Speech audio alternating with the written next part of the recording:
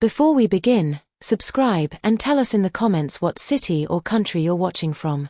Tonight, a billionaire CEO will shove his black maid out of his mansion into a freezing storm, but the woman everyone expects to defend him will walk straight into the rain, cover the maid with her own coat, and make it clear whose side she is really on. Sign it.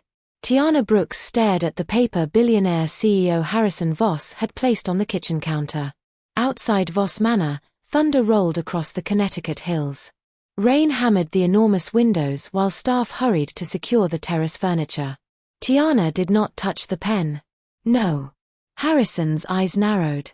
For 2 years, Tiana had worked as senior housekeeper inside his estate. She was 33, black, calm under pressure, and known among the staff for being the person everyone called when something went wrong. Harrison was accustomed to people saying yes. Especially employees. What did you say? I said I'm not signing it. He pushed the document closer. It was titled, Employee Confidentiality and Incident Acknowledgement. According to the statement, Tiana admitted that she had accidentally damaged a locked cabinet inside Harrison's private study and removed documents belonging to Voss Meridian Technologies. Neither claim was true. I never broke into your study, she said. You were seen coming out. You asked me to clean it. And afterward, something disappeared. What? Harrison did not answer. That told her enough. 3 days earlier, Tiana had entered the study and found Harrison screaming at a frightened young employee over the phone. The conversation had ended before he noticed her. But one sentence stayed with her.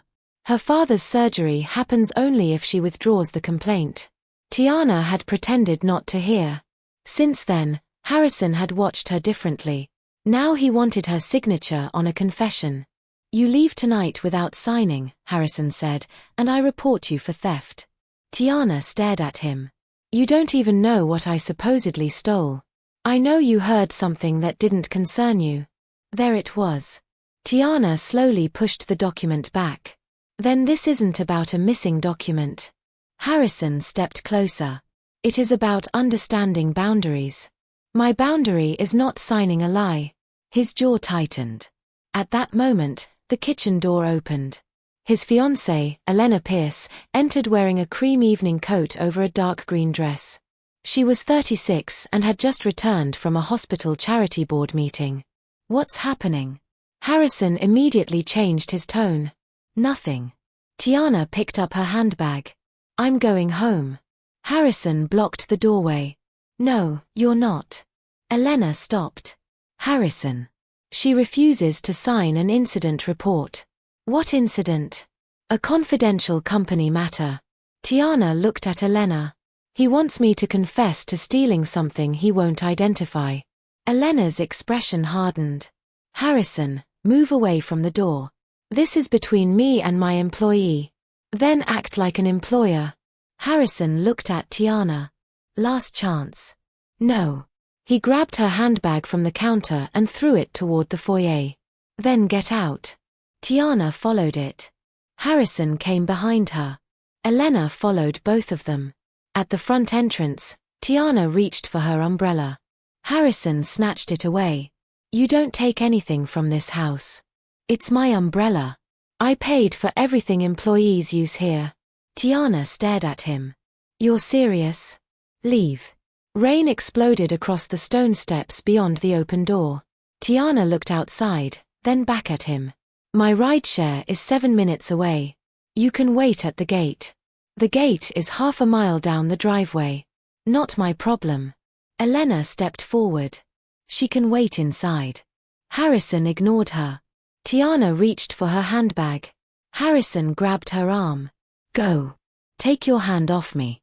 Instead, he shoved her. Tiana stumbled backward through the doorway. Her heel slipped on the wet stone. She fell hard onto one knee. Rain immediately soaked her uniform. The foyer went silent. 3 staff members stood frozen behind them. Harrison stared down at Tiana. For 1 second, even he seemed surprised by what he had done. Then Elena moved. She removed her expensive cream coat and walked directly into the storm. Harrison, don't, he warned. She ignored him. Elena knelt beside Tiana and wrapped the coat around her shoulders. Are you hurt? My knee. Can you stand? I think so. Elena helped her up. Harrison remained beneath the dry doorway. You're choosing her over me? Elena looked back at him. No. Rain ran through her hair and down her face. I'm choosing what kind of person I am. Harrison's expression darkened. Tiana threatened my company. Tiana looked at him. I never threatened you. You heard confidential information. Elena turned toward Tiana. What did you hear? Tiana hesitated. Harrison stepped into the rain. Do not answer that. Elena looked at him. That command told her more than Tiana could have. Harrison, what are you hiding? Nothing. Then Tiana's handbag vibrated. A phone inside it had begun ringing. She pulled it out. Unknown number. She answered. Tiana Brooks. Yes. A woman was crying. My name is Rachel Kim. I work for Voss Meridian. Harrison's face changed instantly. Tiana noticed. Rachel continued.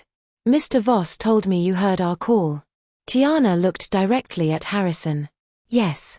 I filed a safety complaint after 3 technicians became sick inside one of his research facilities. Elena went still. Rachel's voice shook. He told me my father would lose company medical coverage unless I withdrew it.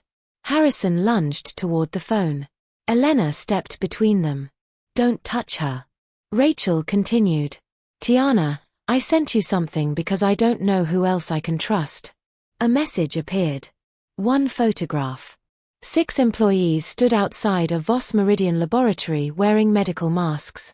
Behind them, a red warning sign read. Building 14, chemical exposure.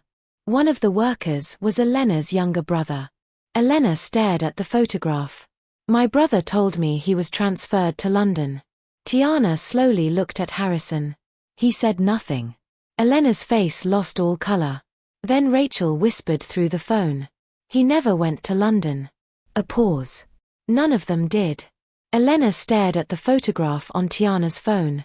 Her younger brother, Marcus Pierce, stood third from the left. He looked pale. Too pale. A white medical mask covered half his face, and one hand rested against the wall behind him as though standing required effort. Elena's voice dropped. When was this taken? Rachel answered through the phone. 11 days ago. That's impossible. Marcus called me from London last week. Rachel went quiet. Then she said, no, he didn't. Elena looked at Harrison. He stepped backward toward the foyer. What does that mean? Rachel continued. Voss Meridian Security confiscated every employee phone after the exposure. Management sent scheduled messages to families from corporate devices. Elena's face changed. You faked messages from my brother? Harrison raised both hands. Elena, listen to me. No. She pointed toward Tiana's phone. You listen. Rain continued falling around them. Tiana stood wrapped in Elena's coat, one knee throbbing from the fall, while staff members watched from inside the mansion. Rachel's breathing became uneven. Building 14 tested an industrial cooling compound that was never approved for indoor use. Harrison interrupted. That is confidential research. Elena looked at him. People were poisoned. We don't know that. Rachel almost shouted through the speaker. 3 technicians collapsed. Harrison's jaw hardened. Rachel, you signed a non-disclosure agreement. Tiana stared at him. You're threatening her while she's telling us people got sick. I'm reminding her of legal obligations. Elena laughed in disbelief. My brother is missing and you're worried about paperwork? Harrison walked toward her. Marcus is receiving treatment. Where? He hesitated. That hesitation answered everything. Elena stepped closer. Where is my brother? At a company medical unit. Which one? North Campus. Rachel whispered, no. Everyone looked at the phone. They moved them. Harrison's face tightened. To where? You don't know? Rachel sounded genuinely surprised. Tiana watched him carefully. For the first time, Harrison looked less like a man hiding everything and more like a man discovering someone beneath him had moved beyond his control. Rachel continued. After I filed the complaint, Building 14 was cleared overnight. Employees were transferred to a facility listed as Meridian Recovery. Elena asked, "Where?" "I couldn't find an address." Tiana looked toward Harrison. "You own the company." "I own several subsidiaries." "That wasn't my question." He ignored her. Elena held out her hand. "Your phone." Harrison stared. "What?" "Give me your phone." He did not move. Elena's expression hardened. "You demanded Tiana sign a false statement. You shoved her outside because she refused. Now I learn my brother is being held somewhere connected to your company." "He is not being held." "Then prove it." Harrison pulled out his phone. He called Marcus. The line went directly to voicemail. Again. Same result. He called Voss Meridian Medical Operations. A woman answered. Harrison Voss. Her tone changed instantly. "Mr. Voss. I need Marcus Pierce's current treatment location." Keyboard sounds. Then silence. "Sir, his record is restricted." Harrison frowned. "Restricted by whom?" "Executive Health Compliance. I am the chief executive." Another pause. "I understand." "Then open the file." "I can't." Harrison looked at Elena. "Who authorized the restriction?" The woman whispered something away from the receiver. Then, "Dr. Nolan Graves." Harrison's face changed. Tiana noticed. "You know him?" "Yes." "Who is he?" "My chief medical compliance officer." Elena stepped closer. "Call him." Harrison did. No answer. Tiana looked toward the mansion. "We need to get out of here." Harrison turned. "What?" "If someone inside your company can hide medical records from you, we should stop standing in your driveway discussing everything openly." Elena nodded. "She's right." Harrison almost objected. Then headlights appeared beyond the trees. A black vehicle came slowly up the driveway. "Not police." Harrison frowned. "Who opened the gate?" The SUV stopped near the fountain. 3 men stepped out. No uniforms. No umbrellas. One carried a hard black case. Harrison's face hardened. "Inside. Now." Tiana did not move. "You just threw me out." "I know." "Then explain why I should trust you." "You shouldn't." That answer surprised her. He looked toward the approaching men. "But you should trust that I recognize them." Elena asked, "Who are they?" "Voss Meridian Corporate Security." Tiana's stomach tightened. One of the men called out. "Mr. Voss, Dr. Graves sent us." Harrison stepped in front of the women. "For what?" "To retrieve confidential material taken by an employee." His eyes went directly to Tiana's phone. Rachel whispered through the speaker. "Oh God." Tiana lowered her voice. "You know them?" "Yes." "Hang up." "No." Rachel sounded terrified. "They were outside my apartment this morning." Elena immediately grabbed Tiana's arm. "We're going inside." Harrison opened the front door. The men moved faster. One reached the bottom step. "Sir, we need the device." Harrison blocked him. "You need to leave my property." Dr. Graves authorized recovery. I outrank Graves. The man smiled faintly. "Not tonight." Harrison's expression darkened. "What does that mean?" The security man looked toward Elena. Then Tiana. "Mr. Voss, the board initiated emergency continuity protocol 30 minutes ago." Harrison froze. Tiana remembered nothing from corporate law, but Elena did. "What protocol?" Elena asked. The man answered calmly. "Temporary operational suspension pending investigation into employee misconduct and unauthorized disclosure." Harrison laughed once. "They suspended me?" "Your access is being reviewed." "On whose authority?" "Board counsel." The lights inside the mansion suddenly went out. Staff screamed. The security system announced. "Primary control transfer complete." Harrison turned toward the foyer. Every screen rebooted. A new logo appeared. Voss Meridian Emergency Administration. Elena looked at him. They're taking your company. No. He looked toward the men outside. They're taking control of the evidence. One man stepped forward. Give us the phone. Tiana held it behind her back. No. He reached toward her. Elena moved between them. Touch her and I add assault to the police report. The man stopped. Sirens finally became audible beyond the gate. The men exchanged looks. Then the one carrying the black case pressed a button. The estate gates began opening. Not for the police. For them to leave. Within seconds, the SUV disappeared into the storm. Police cars arrived moments later. 2 officers approached the mansion. Elena gave a statement immediately. Tiana showed them the false confession Harrison had tried to force her to sign. Then she described the shove. One officer looked at Harrison. Sir, did you physically push Ms. Brooks outside? Harrison said nothing. Elena looked at him. Answer. Yes. Tiana turned toward him. He did not minimize it. He did not call it an accident. I pushed her. The officer asked, and you threatened to report her for theft if she refused to sign? Yes. Was anything actually stolen? Harrison looked toward Tiana. No. The officer's expression changed. Tiana stared at him.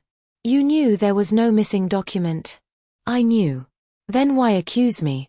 Harrison looked ashamed. Because I wanted you afraid enough to stay quiet. Elena removed her engagement ring. Harrison noticed immediately. Elena. She placed it on the foyer table. My brother is missing. You threatened an employee to protect yourself.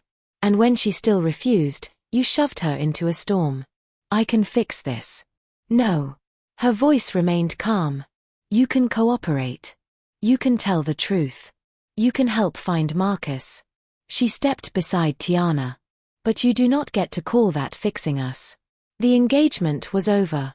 Harrison closed his eyes. Then Rachel screamed through the phone.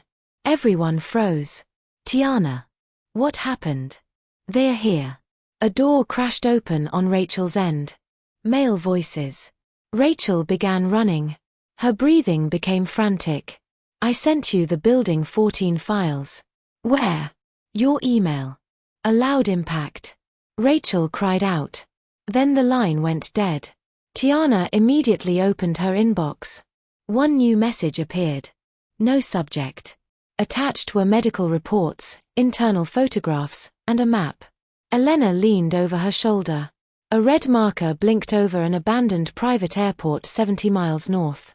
The file name read, Meridian Recovery Transfer Manifest. 6 employee names. Marcus Pierce was number 3. Next to his name. Transfer 2 o'clock, destination, offshore. Elena checked the time. 11:46 p.m.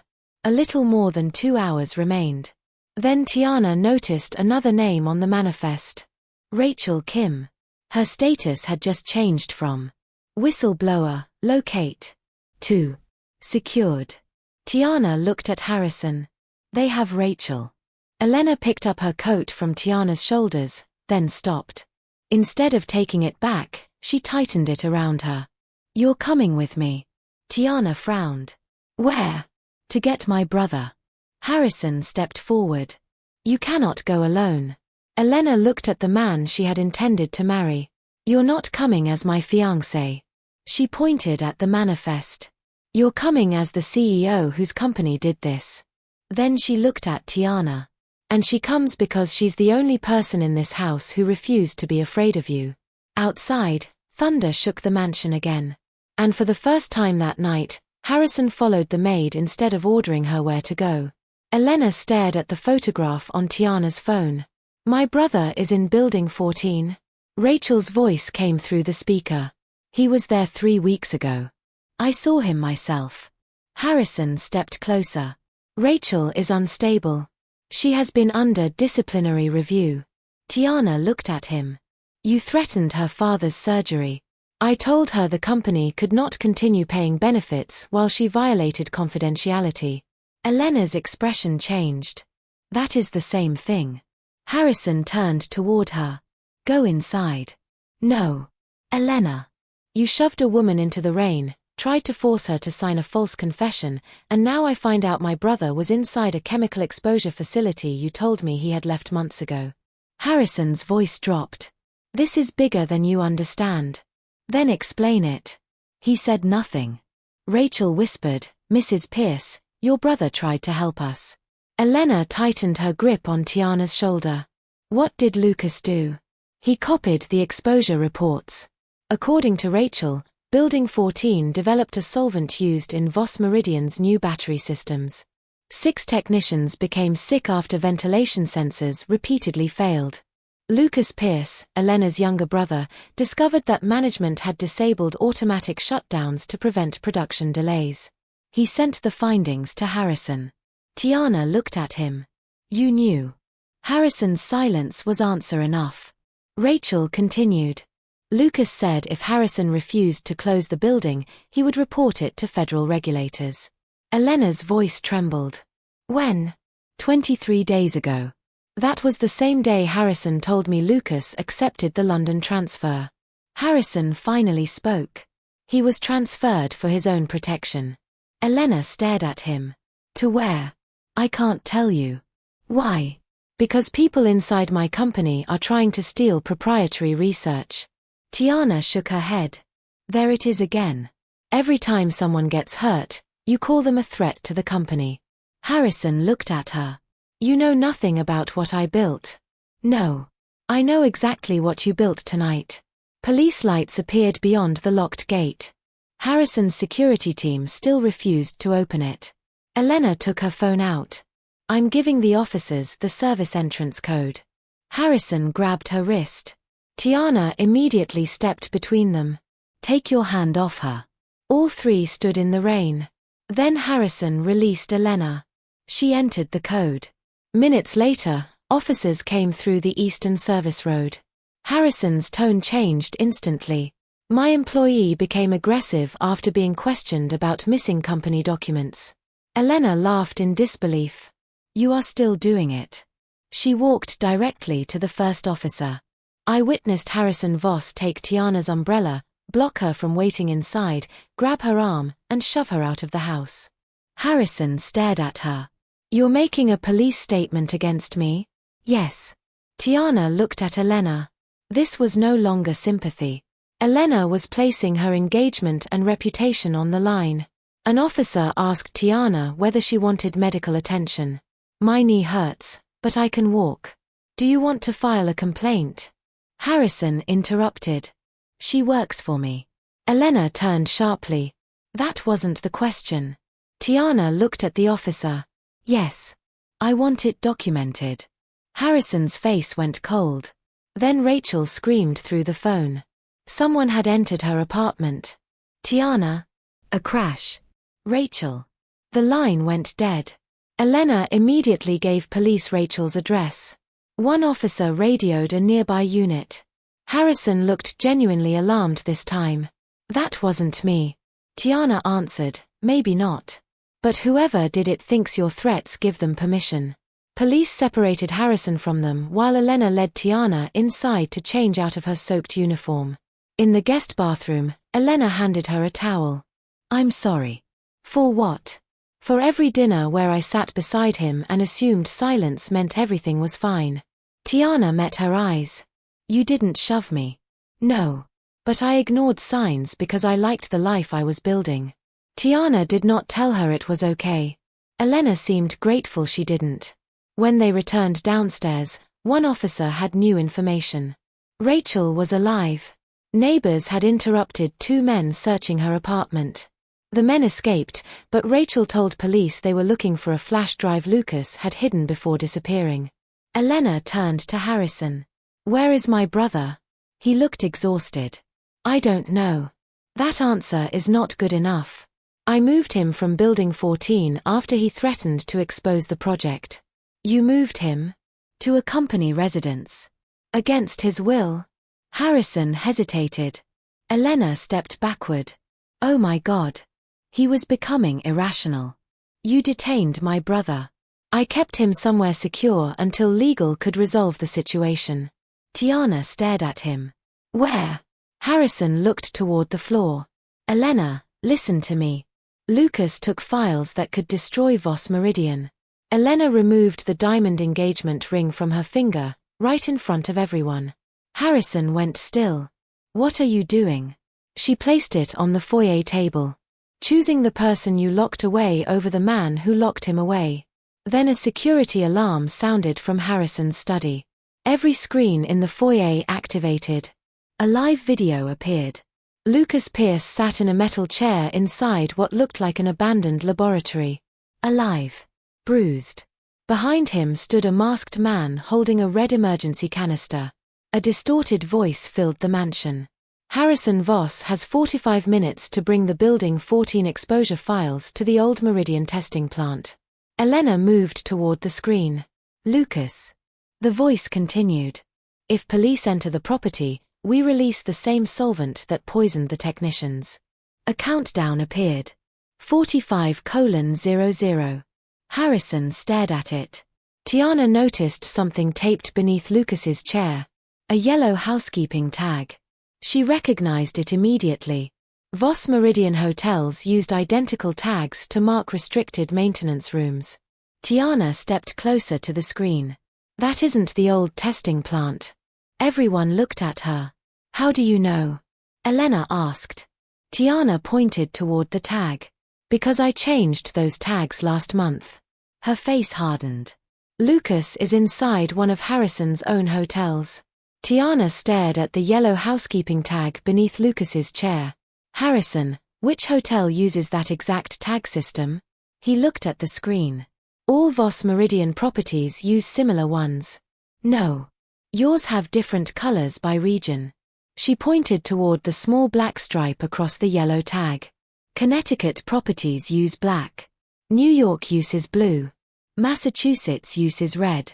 Elena turned toward her. So his nearby? Yes. Tiana stepped closer to the screen.